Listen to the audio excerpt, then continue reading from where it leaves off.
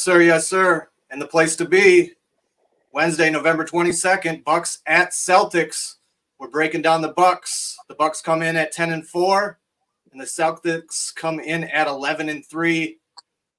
Probably one of the biggest regular season games in recent Bucks history. What do you think there, Dust? Yeah, I'd have to agree. I mean, it's been a while since we've had, a championship team and have a player that's left that team and come back to Pfizer Forum. That's definitely a big game. I'm trying to think of any recent All-Stars that have left that have came back for a game usually there's not like a regular season game where we have to clinch for the playoffs that often towards the end. It's usually we clinch it pretty early in the season with how good our regular season records have been. So, I mean, it's been a while since we've had an important game like that, especially this early in the year. Yeah, I start to think of Bucks that have left us and return. I start thinking of Ray Allen and his return with Seattle.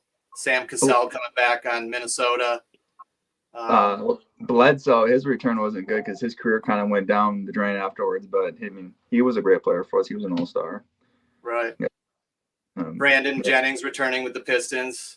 Yeah. But yeah, this is next level with sure. Drew Holiday. Nobody is his caliber. Right. And I had a quote here that I wanted to share from Drew Holiday. And it just he just basically said a warning would have been cool, but other than that, I'm in the best place that I can be to compete against them. Drew, in the world of NBA, is business never personal, or is business always personal? In the world of the NBA, business is never personal. In this instance, it is very, very personal. If anybody saw the clip of Drew walking through the Bucks locker room before the game, huge embrace for Brooke, coaching staff. When he saw Giannis, it was awkward. And I think Giannis felt some type of way, and it showed in how he played today. Right. I think you can't overlook the fact that Giannis was unwilling to sign that extension when Drew was in town. But as soon as we got Dame, he re-upped, right? Right. How often does a player go into the opponent's locker room like that? I mean, that's not very often, especially. It's the chemistry and the bond there between the players is there, but it's just kind of rare for a player to go in the opposing locker room. So it shows that there was a lot of love there that's got left behind in Milwaukee between them. Austin, if you're the Bucks, do you still make that trade knowing that Drew Holiday ends up in Boston? I say yes all day long. Whenever you can get a top 5 scorer in the league, regardless, I say yes. If you look at that short list, I mean, you have to make that move. I mean, we've been feeling for these years that we've almost been wasting Giannis a little bit. We did get the championship out of it, but I mean, you can't to have the superstar next to him. It's just such a down the road. We're going to see how it's playing out for us. How it's way more important than the little things that we miss from Drew, even though we do. What about you, Drew? Yeah, I still make the move. It hurts defensively. I mean, it's a big difference if you can keep Javon, right? Like, then you got a guard who can at least defend. But yeah, it's a broken record at this point. I mean, we're going to be able to pick up a guy of Javon's caliber at the trade deadline. I'm confident of that. Yeah, if we were to look at this Drew Holiday situation, if this were a relationship, if you will, mm-hmm. We cheated on her and we smashed her sister. Is the way I look at it. I mean, we did it as dirty as possible. I mean, he said we hurt his family, dude. So it's tough. Yeah, but anyway, he set up with a dime piece himself. You know what I mean? Yeah. He's in Boston with a dime piece team, so he's doing all right himself. Yeah. Speaking of family, did you notice pregame? Did you see him saying did you catch his little girl behind the bench saying, "Hi, Daddy"? Like they're playing the whole family card and everything. Yeah. Interesting. Yeah. So, going into the first quarter, they got off to another slow start. 0-10 run to start the game. What'd you see there, Austin? Gave me a lot of Game 7 vibes. Again, if you remember that game when Boston was hitting, I don't even know how they hit 23s that game. That was very similar. We were just felt like they couldn't miss. So you had that feeling that we were going to get back into it at some point because, I mean, they had to slow down. But, just one of those nights, kind of perfect storm in Boston. Tough. It was good to see Marjan back and getting first quarter minutes. What did you think of his early minutes, Drew? He wasn't ready. He's just not ready for big games on the road in those types of environments. Hopefully he will be at the end of the year, but right now, and I think you can say that for all the young guys, they just weren't ready for that. Yeah, Dame got off to a poor shooting as well. I think he was 0 for his first 6. And Yes, Z, I wanted to touch on that. So I wanted to see what you guys thought. So you know how Dame went to Coach Griffin, talked about how he wanted to play the whole first quarter to kind of get more into a flow. But on a night like tonight, when he missed his first 6 shots in that first 5 minutes, I don't know. I don't like having a set stone. Each game is different. So like tonight would have been a great time to take him out after that, let him sit for a little bit. Because I noticed, I think it was with 30 seconds left in the quarter, he drained a 3 and then he sat for 7 minutes. So right when he hit a shot, there was no point, there was no chance to get in a rhythm. So just tonight kind of set up where he could have got taken out earlier and then brought back in. I don't know. What do you guys think? I liked what I saw from Brook in the first half, but I would like to have seen us play through him some more. And down low, he's a beast down there. I mean, as much as he loves to stretch that floor, he's unstoppable in the paint. When that's like Porzingis was no match for him, and the bench was no match for them either. So I think more touches for Brook would be awesome in the post. Did he have 30 tonight? I don't know what he finished with, but I know he was super efficient. I know he had 28 or 30. Yeah, 28 or 30. It was up. It was season high for sure. Yeah, so one of the worst quarters of the year, I think, certainly from a scoring perspective. They only scored 17 points, 17 to 29 after the first quarter.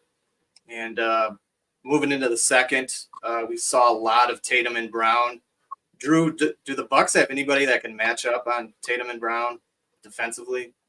Yeah, they do. It's Jay Crowder, and he wasn't active for the game today. So, I mean, I'm not out here making excuses for him or anything, but Jay Crowder and Giannis, I mean, for the love of God, Giannis has to play better if we're going to win these games. And he wasn't good offensively or defensively. Looked like at times they had some of the young kids, Marjan and your boy Ajax, on them. I think it was good for them to get experience on them, but not sure if you want young guys on those two moving into the playoffs. Yeah, I thought Ajax gave some great minutes tonight. Certainly later in the game, right? Mm-hmm. And then something that was really glaring to me was Chris's defense in open space there in the second quarter. Looked like Brown and Tatum got by him with ease at times. Dust, what'd you see there? I think depending on Chris's defense going forward is going to be something we can't do. I don't think we can expect great defense from him. He's definitely capable of still defending. I think he's got to come back and get 100% healthy. I don't know if he's there yet. We'll see once he's back to playing back-to-backs, which may never happen. I think we can depend on the defense more, but I'm not expecting him to be a great defender. And we got, like you said, Jay Crowder, Giannis. We got bodies we can throw in a Marjan and young guys, Pat Connaughton, we can throw in those wings. So I think lacking Chris's defense is fine, but Jaylen Brown is a top 10 to 15 player and has capabilities of being a top 5 player in this league on nights. And he was tonight. He was so efficient, 9-11 from the floor for most of the game. He's a tough player to guard. He's a good ball player. Yeah, at times in the second, we had a hard time with Porzingis. It looked like he was matched up on Brook quite a bit. What'd you see there, Austin? I was mentioning this to my dad during the game a bunch. I thought Brook was a liability on defense a ton. All the pick and rolls. I mean, he's either not getting up or he's sagging off. He's never in the right spot. They're kind of were toying with him. There was that one where I think Brown went around the back and then lobbed it up over his head and Porzingis just dunked it. And Brook just looks like he's just playing monkey in the middle like an elementary kid. So I don't know. He can block shots and be a great defensive player, but pick and roll is not his thing, and you got to work on that. Drew, it looks like you want to chime in on that. No, I mean, there are going to be nights where Brooke and Chris look old because they're old, and it's just going to happen. Like it's going to happen in November. Yeah, they'll get through it. Yeah, it looked like Chris had an extra special bandage on his knee tonight. That's not a good look. So yeah, after the second, down 53-67. After 2 quarters, pathetic defensive effort, almost gave up 70 points in the first half. Just really a fart wagon of a first half, if you ask me. Moving into the third quarter, the Bucks did start the quarter well, but then Boston bounced right back. Dust, what'd you see there in the third quarter? well, I was going to touch on one of that first half just real quick. Is I was going to say, with how poorly we played and how great they did, to be down 14 is as bad as 14 points is. We felt like we should have been at 25, 30 points. But I mean, I think that just shows when we are playing our best, and we did later in that game, that we're right there with Boston. So once we got down 10, we just could never get over that hump until later. So I mean, I think I saw things from us in that third quarter that we are right there with Boston, and we're fine. So I wasn't too worried about it. One thing I thought was interesting is they had Drew matched up on Giannis. What'd you think about that, Mr. DeJour? By design. I mean, I think Drew going into the locker room before the game was partial head games.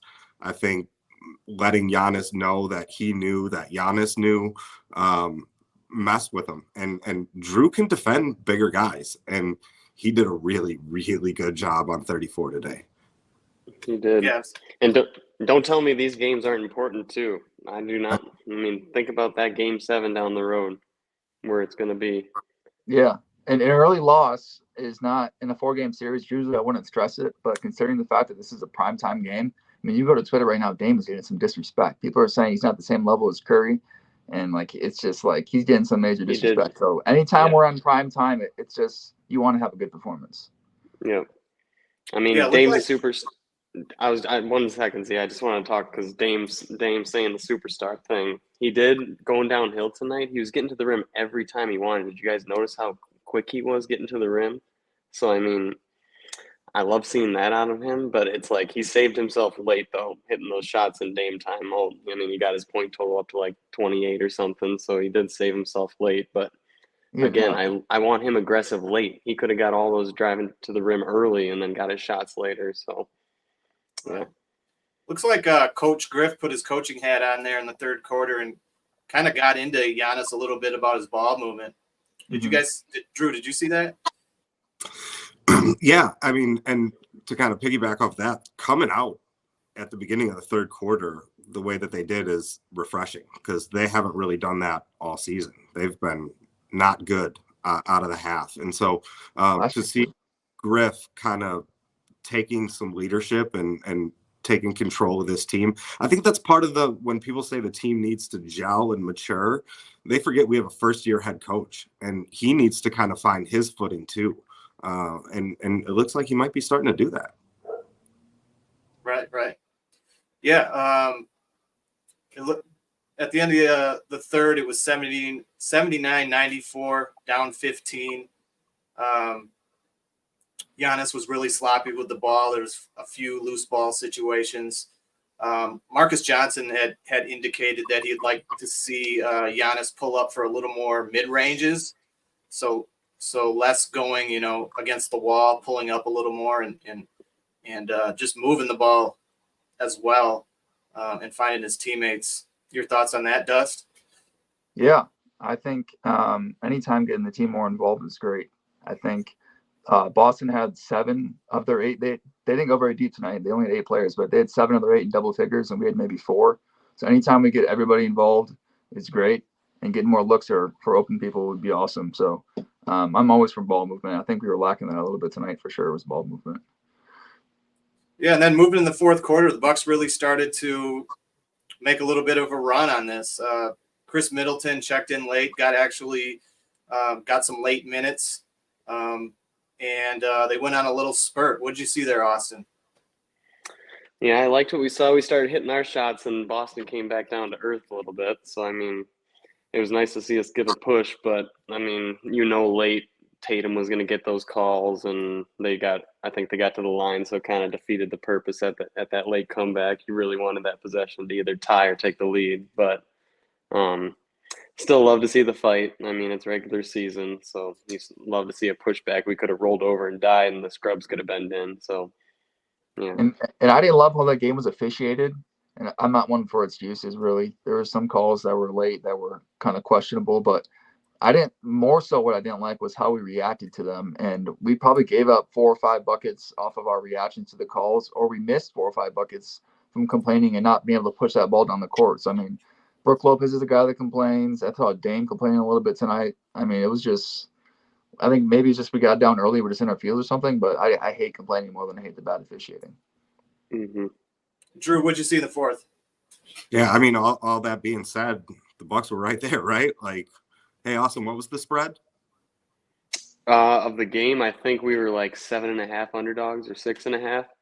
So they came back, covered the spread, and Dame doesn't miss that dunk at the end of the game.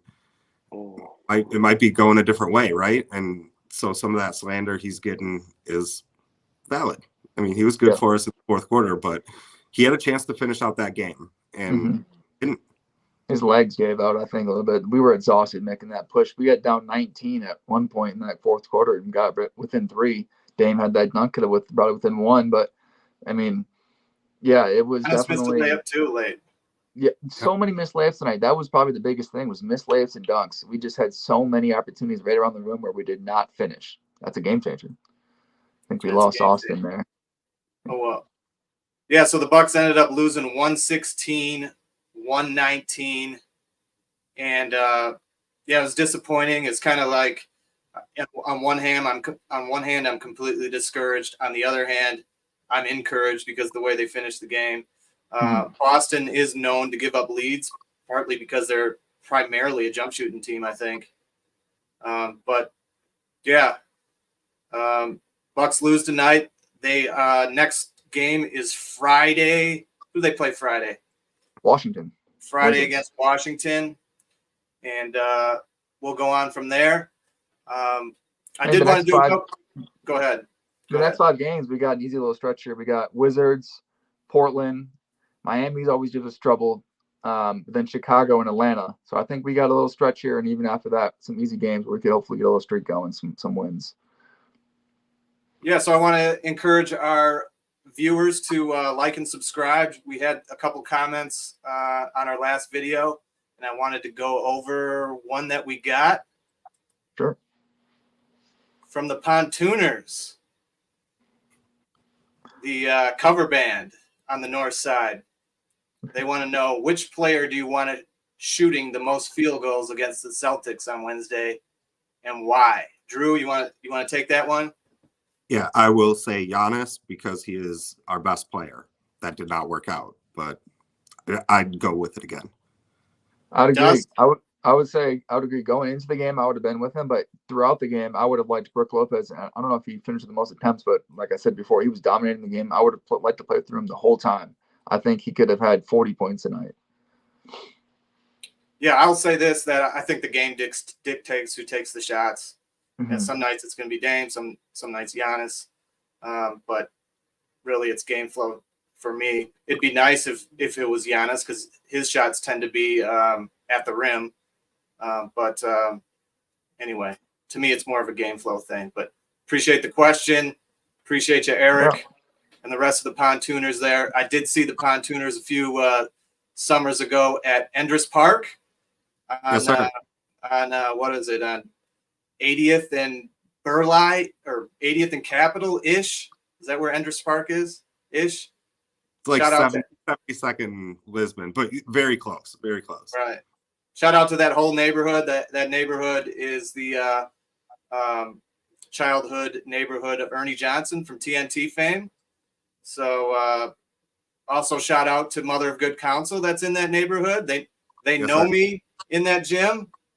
And I definitely know that they know are Drew de jour. As you can see here is his championship banner at Mother of Good Counsel on, what is it, 73rd and Burleigh?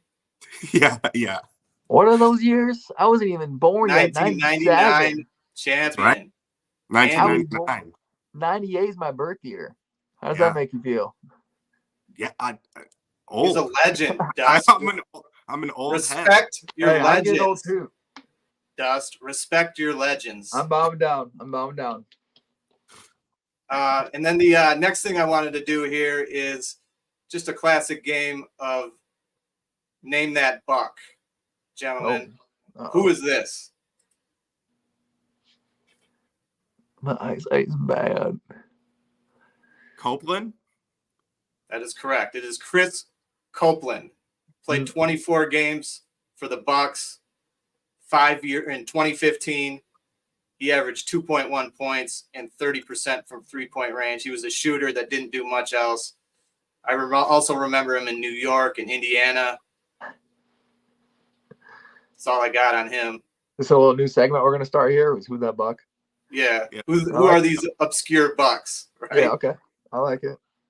Test our I feel knowledge. like me and Drew will probably be a little better than you and Austin just because age. Yeah, Age, my that's dude. it. Yeah. Because I was hanging banners when you were 0 years old. Well, that's all I got, guys. Unless you got anything else you'd like to add. No, I don't think so. Rebound, Washington next game. Right. In-season tournament game, is that right? Yeah, I think so. Yeah, that's all we have. At home. That's all we have for breaking down Bucks. We'll see you guys on Friday night. Appreciate you joining us. Please like and subscribe and leave a comment. We'll get to your comments on the next show. Appreciate y'all. Peace. Yep.